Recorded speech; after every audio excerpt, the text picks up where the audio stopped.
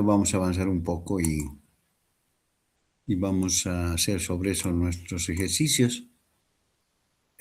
Indíqueme, ¿está el micrófono se escucha bien y se ve en pantalla la Sí, diapositiva? licenciado. Ya, ok, gracias. Entonces vamos a ver lo siguiente.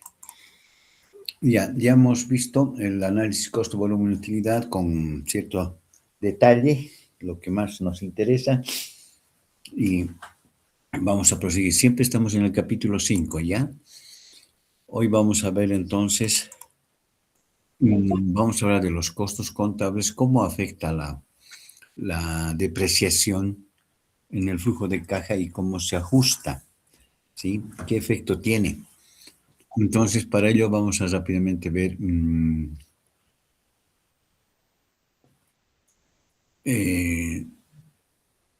algunos conceptos y luego vamos a hacer una aplicación también. A ver.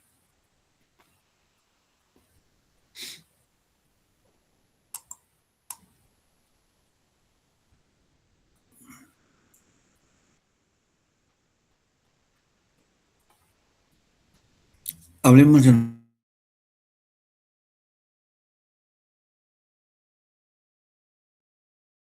en la elaboración de proyectos y sobre todo en el flujo de caja, ya se consideran fundamentalmente los costos efectivos.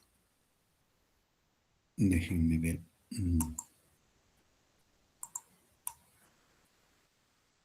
Hay dos personas.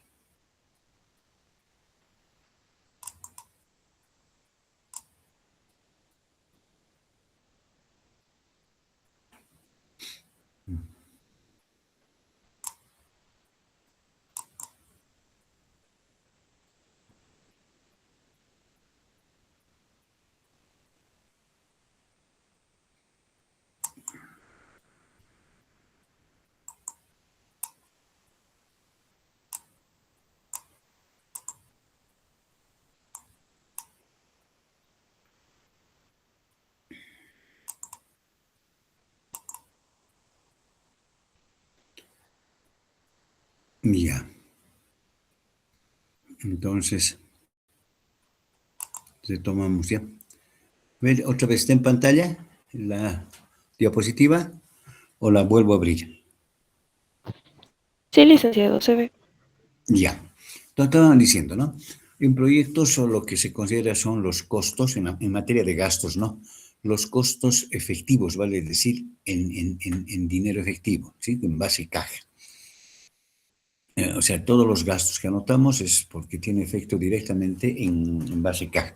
No se considera los costos contables. Por ejemplo, no va a entrar cuentas por cobrar, cuentas por pagar, ¿sí? Esos asientos contables. En todo caso, siempre vamos a hablar de ingresos y costos, pero todo en efectivo. Excepto, hay una excepción. La depreciación de los activos fijos y la amortización de los activos intangibles, porque tienen efecto en el impuesto a las utilidades que sí es en efectivo. Recordando un poco en qué consiste, ¿no? La depreciación no es un egreso de caja, pero resta de los ingresos. El fisco nos permite elaborar el estado de resultados y nos permite incorporar en los gastos del estado de resultados la depreciación, como si fuera en efectivo, pero no lo es. Entonces, esto va a disminuir la utilidad de la gestión porque es un gasto la depreciación. Y eso de alguna manera nos beneficia, como empresa estoy hablando, porque si baja la utilidad de la gestión, va a generar un ahorro tributario, o sea, van a disminuir los impuestos. Entonces, al restarse de los ingresos, reduce la utilidad y reduce los impuestos. Estamos comentando en qué medida la depreciación afecta el estado de la gestión. ¿Ya? A ver, ¿cómo la depreciación se incorpora en el flujo de caja? ¿Qué ajuste hay que hacer? El cuadrito que tienes aquí a continuación nos está mostrando un estado de resultados bastante agregado, no tiene detalles, pero sí contiene los elementos que ya conocemos. En la segunda columna vamos a anotar el estado de resultados y en la última columna el flujo de caja. ¿Qué diferencias hay? Los ingresos indica el ejercicio, esto es de un periodo ya, un periodo anual, de un periodo anual es. Los ingresos nos dicen que han llegado a 1,000 pesos, ¿sí? 1,000, el estado de resultados lo registramos de esa manera. Restamos la totalidad de costos desembolsados, no tiene detalle, no es necesario, ¿ya? ¿Sí? Aquí no, ni siquiera estamos hablando en costo fijo y costo variable. Son costos desembolsados por todo concepto de gastos. Desembolsados que es en efectivo, 500. Dato es. Intencionalmente hemos separado la depreciación, ¿ya? Espérenme un segundito, mi batería está.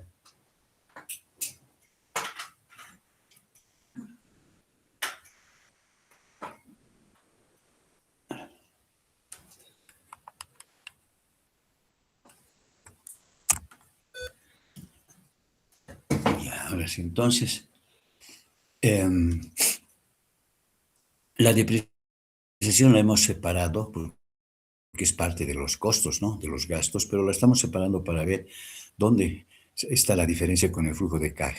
Supongamos que llega a 100, ¿ya? Una depreciación anual. Entonces, hasta acá calculamos la utilidad antes de impuestos, 1,000 menos 600, utilidad antes de impuestos, 400. Y ahora calculamos los impuestos.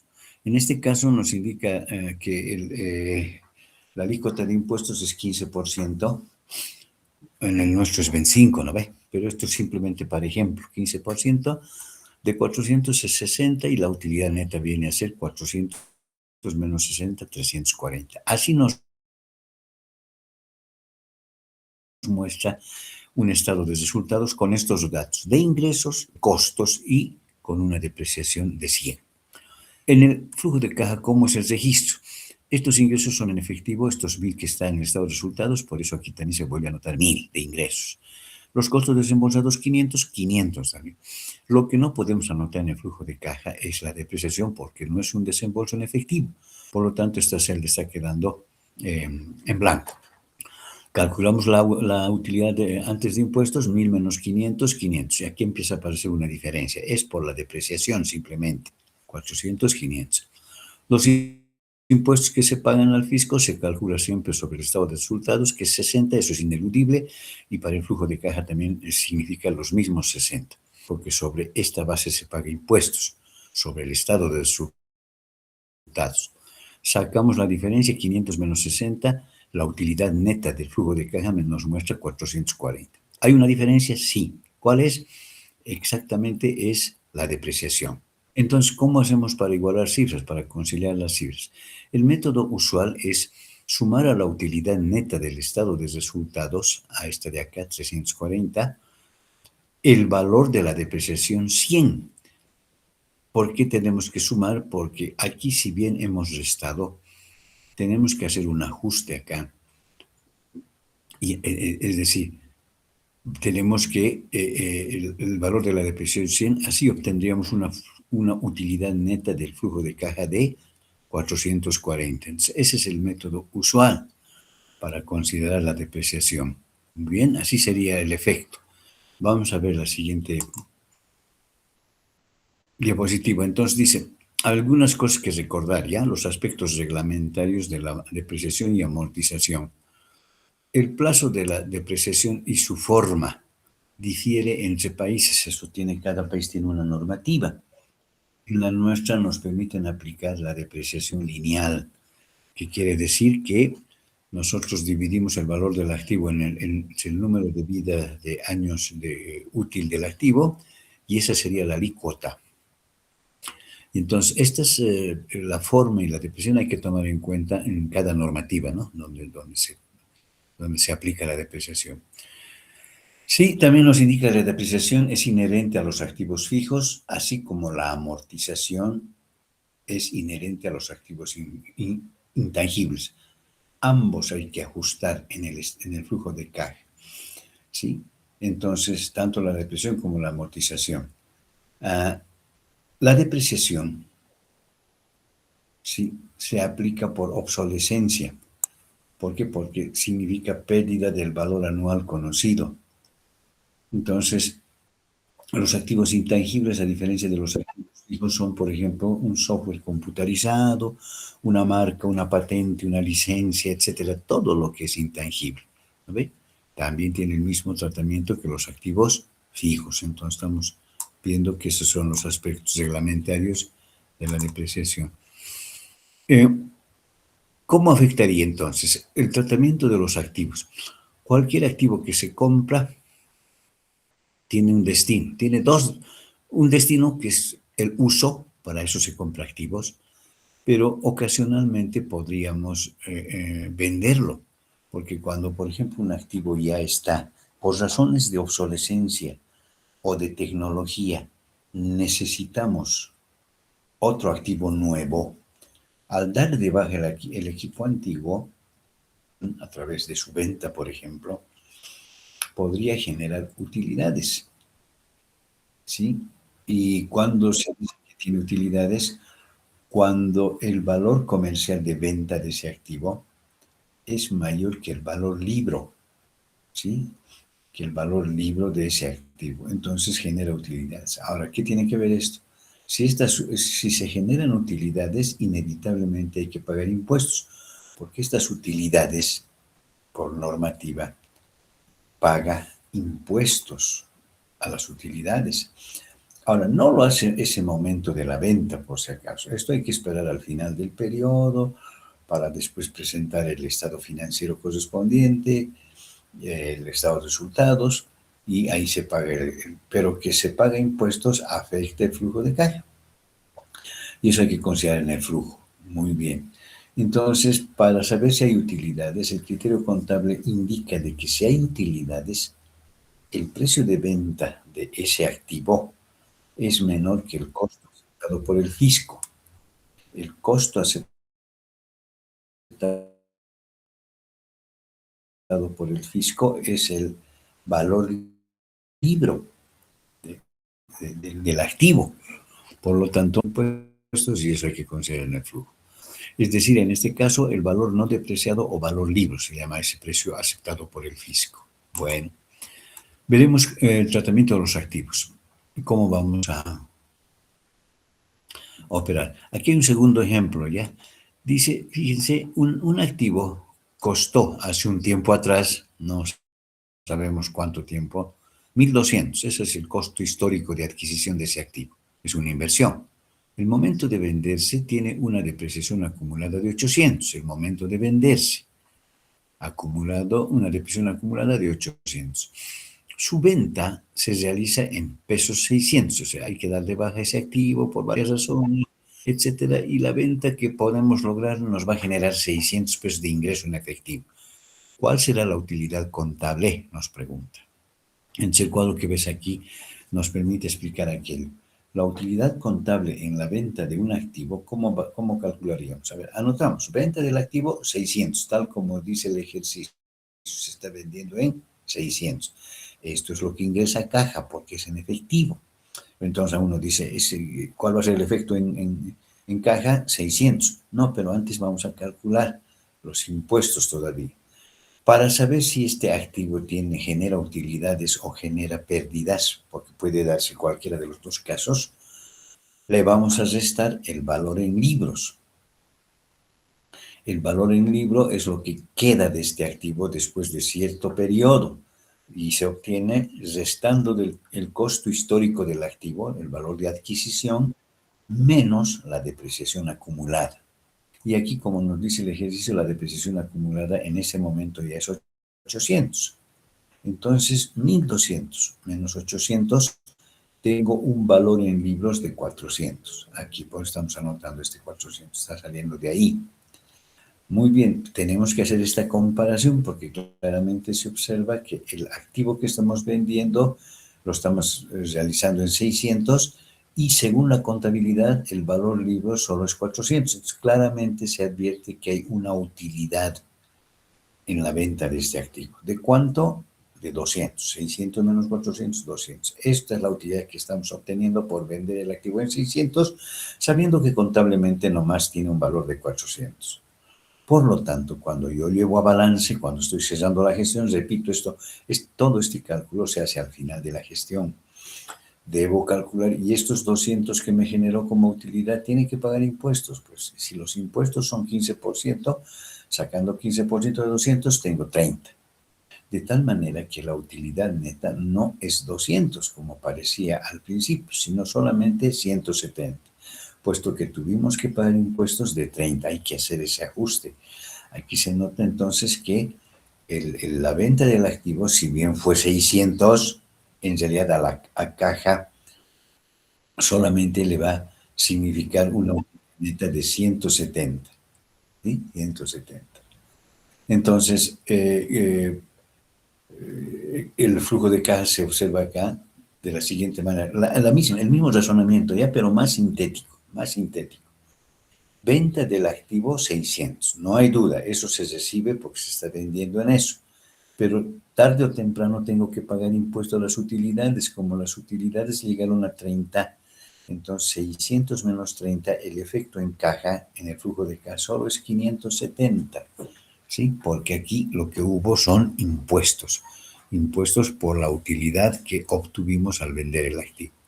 Entonces, al llegar a estos 570, también aquí hay una operacioncita que se acostumbra a hacer.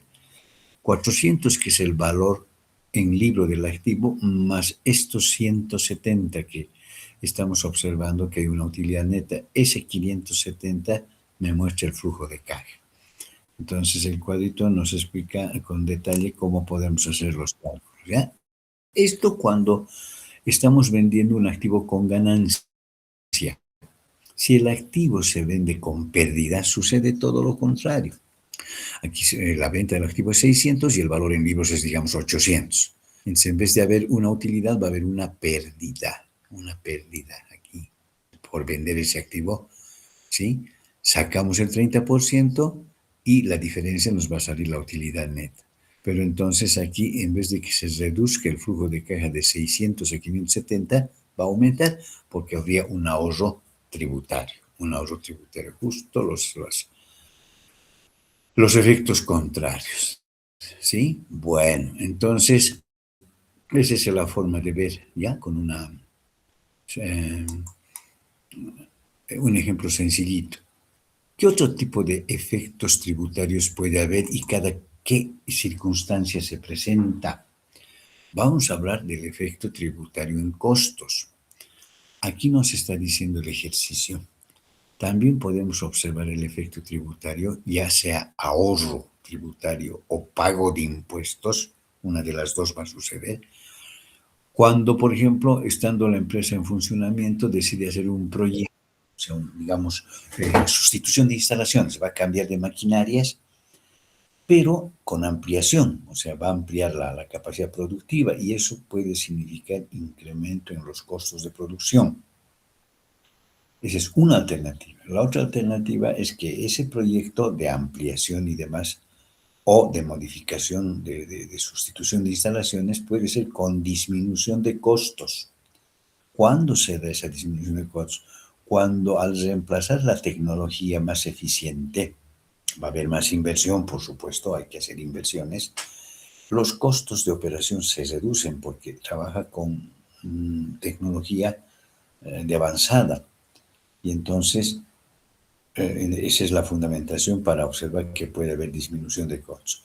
Sea cual sea la situación, proyecto nuevo con incremento de costos o proyecto nuevo con disminución de costos, tenemos que ver cuál es el efecto en el flujo de caja, que tiene que ver con el efecto tributario.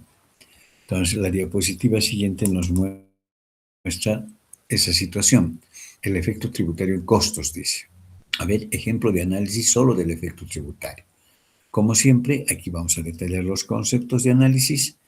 Esta columna que dice situación base es, como dice su nombre, situación actual, cómo está funcionando. Situación base quiere decir situación actual de la empresa, del negocio, real.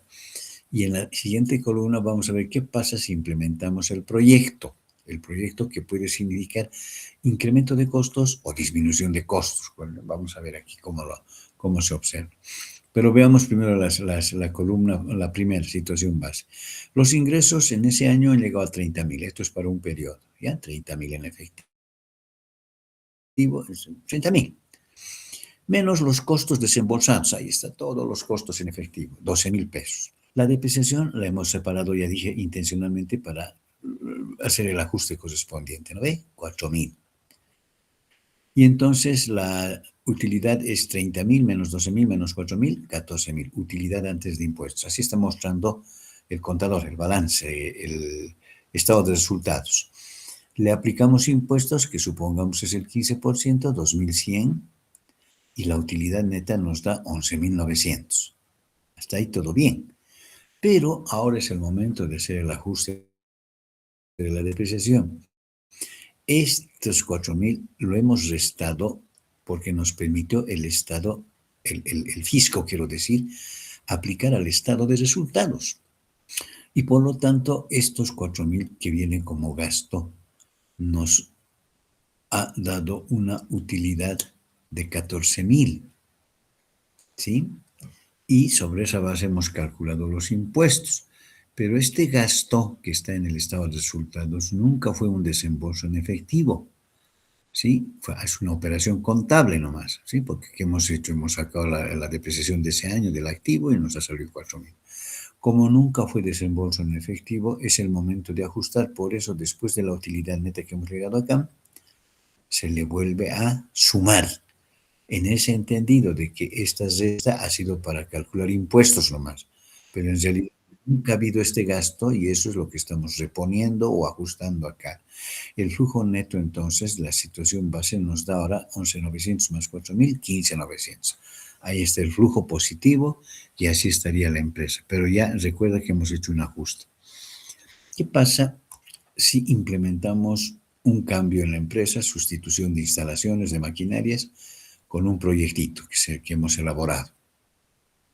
Y Asiba nos dijo que eso era con aumento de costos. Retrocedemos un poquito, ¿no? Proyectos con incremento de costos. Estamos ampliando la fábrica, pero va a aumentar los costos de producción. Ya. Los 30,000 no tiene por qué variar, son los ingresos que obtiene el proyecto por la venta del producto, pero sus costos desembolsados ahora ya son más elevados, porque aquí hay 4,000 pesos más de incremento, de tal manera que los costos desembolsados ya no son 12,000, sino 16,000. La depreciación sigue siendo la misma, hay que copiarla, y entonces la utilidad antes de impuesto ahora es 10,000, ya no es 14,000, porque los costos han aumentado. Le sacamos el 15% por concepto de impuesto a las utilidades, serían 1,500. La utilidad neta llegó a 8,500 y aquí, como siempre, hacemos el ajuste. Esta depreciación que le hemos restado acá, tenemos que volver a sumar acá, ¿sí? Y al hacer esas operaciones nos saca un flujo neto, ya con proyecto ya, ¿no? Entra costos de 12,500. Por lo tanto, y aquí a la derecha se hace el incremental. A ver, lo que también hemos llamado costos diferenciales. Algebraico es, ¿no? 16,000 menos 12,000, 4,000. O sea, el incremento estamos viendo, 4,000 negativo. Aquí también estamos viendo los impuestos, cómo varían, ¿no ves? 600, sí, todo eso. Y aquí también la última cifra de acá del incremental es 15,900 menos 12,500, 3,400. Y acá nos indica costos relevantes de la decisión. ¿De cuál decisión? De actuar con proyecto que incrementó costos, de implementar un proyecto de ampliación de instalaciones que además permitió incrementar los costos. Esa es la decisión que hemos tomado. Y aquí podemos observar que el costo relevante en términos de efectivo es 3,400, lo que me podía llevar a una conclusión, porque en este caso hemos dicho que los costos con la situación base era 12,000 y los costos con la implementación de un proyecto, o sea, aquí se ve 4,000 de efecto y en efecto estos costos han aumentado en 4,000, pero como tiene efecto tributario por lo que acabamos de calcular, en realidad el costo relevante de la decisión no es 4,000, es 3,400, porque estamos tomando en cuenta el ahorro tributario. El ahorro tributario. Cuando aumentan los costos, baja la utilidad, bajan los impuestos. A eso se llama ahorro tributario. Y en este caso, si bien 4,000 nos cuesta como costo, en realidad el efecto en caja solamente es 3.400. Este cálculo, obviamente, repito, se hace al final de la gestión. Ese momento de erogar gastos, la empresa está erogando 4.000, pero cuando haga presente los estados financieros al fisco, ahí se va a dar cuenta que generó un ahorro tributario que su efecto relevante en la decisión solo es 3.400. Por eso la observación dice, un incremento de costos de 4.000, como se ve aquí, de 12.000 a 16.000, aquí está el efecto, solo ocasiona un incremento de costos de 4.000, ocasiona una disminución en el flujo solo de 3.400, por lo que acabamos de ver.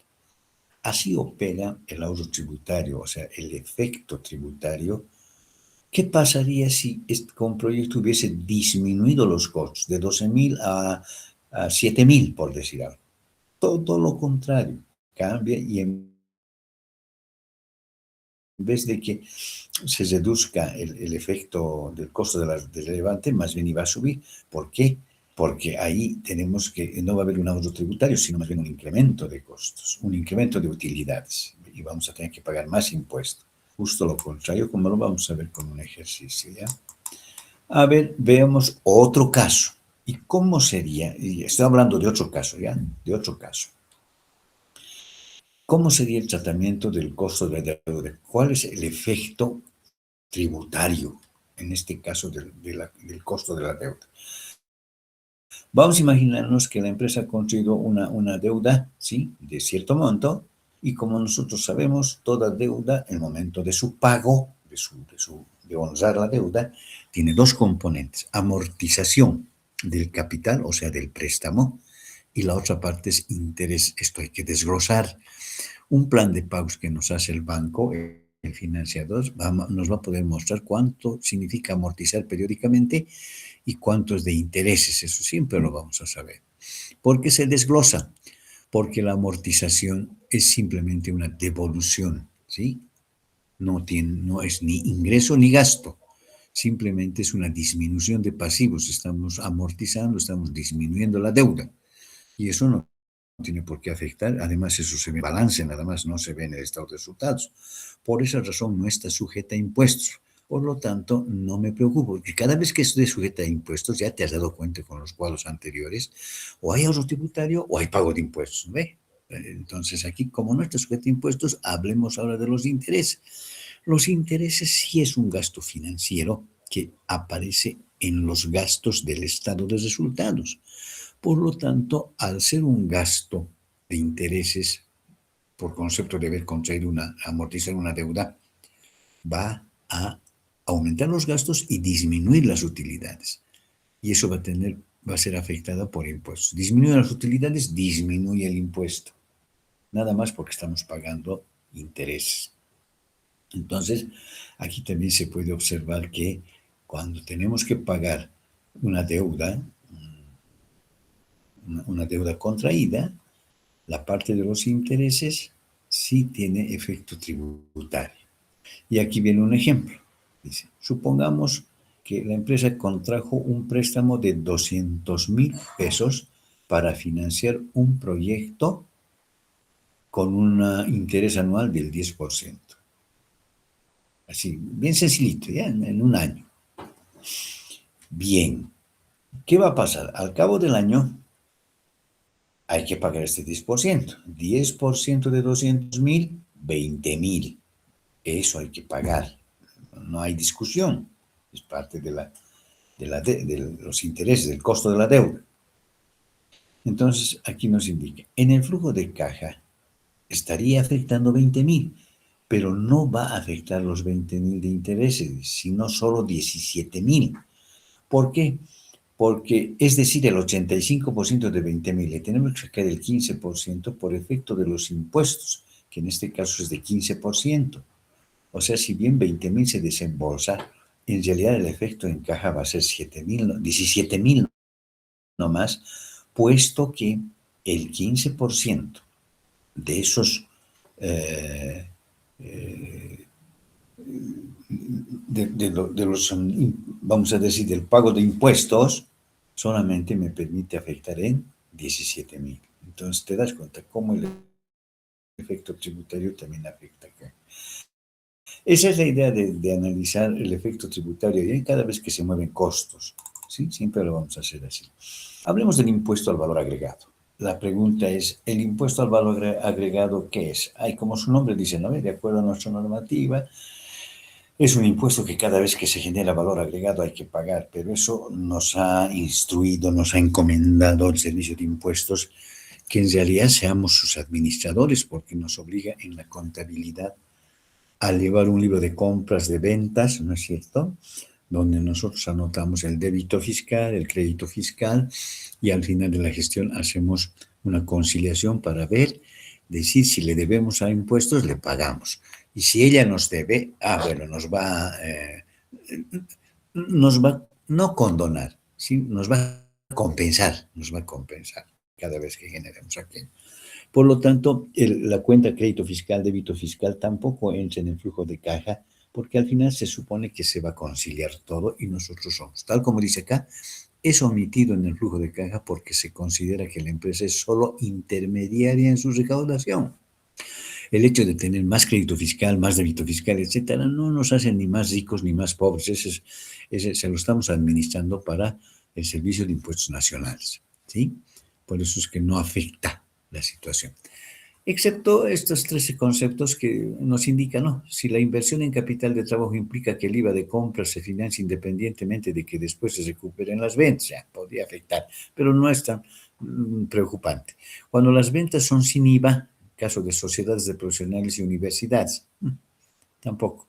Alto desfase en el tiempo y la cuantía significa que el IVA pagado en las inversiones afecta el costo del capital inmovilizado hasta que se recupere el impuesto. Pero no dejan de ser, digamos, apreciaciones que no, mayor preocupación en el flujo de caja no va a haber, porque cuando hacemos flujo de caja nos interesa el efectivo que nos queda a beneficio de la empresa o que perdemos por alguna operación que hagamos. Ese es el efecto del valor agregado. En otras palabras, no lo vamos a manejar, ¿ya? No lo vamos a manejar. Entonces, ¿qué hemos visto? A ver, un repasito muy rápido. Hoy día hemos hablado de los efectos de la depreciación en el flujo de caja, cómo hay que hacer el ajuste. También hemos visto la reglamentación y los aspectos. ¿Para qué se deprecia? ¿No? Son aspectos teóricos que tú en contra ya lo has visto con detenimiento. Los activos siempre hay que depreciarlos porque están destinados a su uso, hemos dicho, ¿no ve? Y si se está usando, se está desgastando. Y si se está desgastando, en algún momento nos vamos a quedar sin él porque va a perder totalmente valor. Y nosotros no podemos descuidarnos de aquello porque si el activo se echa a perder por el uso, la obsolescencia, etcétera, no nos va a servir, no vamos a poder continuar el negocio. Entonces, inevitable, es una preocupación del contador la depreciación, ¿no? Porque el empresario dice, no, por él no deprecia, ¿no? Pero no, él sabe bien que tenemos que tener eternamente los activos o reponerlos. Y para reponerlos hay que hacer depreciación anual que se va a la cuenta reserva para depreciación, ¿no ve? Para reponer. Entonces, no deja de ser importante. Y además, sus costos, sus montos de los activos son pues, cuantiosos. Ellas son las inversiones. Entonces, la depreciación realmente es una cifra muy significativa en el flujo de caja. Y esos ahorritos que hemos visto en los ejercicios que hemos llevado son montitos pequeños para que se entienda la operación, pero son millones, cientos de millones de pesos son, pues, por eso es que tiene efecto. Eso hemos visto hoy día, hemos visto el tratamiento de los activos, ¿sí? Con ganancia, sin ganancia. Y entonces el efecto tributario, lo hemos visto acá también, cómo se hacen los ajustes y todo aquello. Entonces, para no acelerar mucho, hasta aquí necesito que hagamos este tipo de ejercicios, porque después vamos a ver ya a construir, otra cosa vamos a ver. Por lo tanto, lo que necesitamos ver es, envié la práctica, ¿no ve? La práctica para hoy día. La práctica para hoy día sería la práctica número, ya no me dio, a ver, un ratito.